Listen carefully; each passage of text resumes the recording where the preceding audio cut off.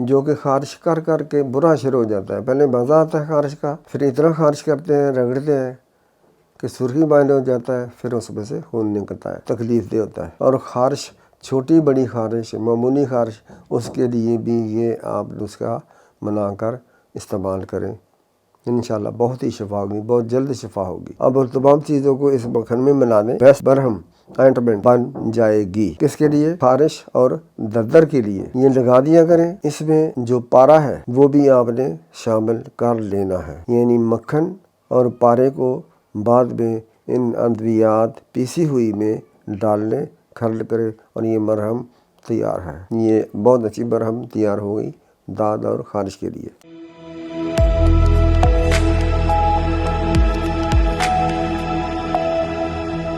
السلام علیکم۔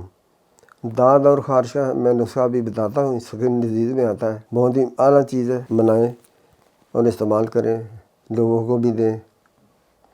جو کہ خارش کر کر کے برا شروع ہو جاتا ہے، پہلے مزہ آتا ہے خارش کا، پھر اتنا خارش کرتے ہیں، رگڑتے ہیں کہ سرخی بائل ہو جاتا ہے، پھر اس میں سے خون نکلتا ہے، تکلیف دہ ہوتا ہے۔ اور خارش، چھوٹی بڑی خارش، معمولی خارش، اس کے لیے بھی یہ آپ نسخہ بنا کر استعمال کریں، انشاءاللہ بہت ہی شفا ہوگی، بہت جلد شفا ہوگی۔ بابچی 10 گرام، سلفر گندک یہ بھی 10 گرام، مردار سنگ 6 گرام، کمیلا 6 گرام، نیلا توتا 1 گرام۔ نیلا توتا وہ لینا جو گہرا نیلا ہو، پارا جس کو مرکری کہتے ہیں، جس کو فرار بی کہتے ہیں، ٹھیک ہے، یہ بھی آپ نے 3 گرام لینا ہے۔ مکھن گائے کا ہو چاہے بھینس کا ہو، یہ 250 گرام لینا ہے۔ اب مکھن کے علاوہ تمام چیزوں کو خوب گرائنڈ کریں۔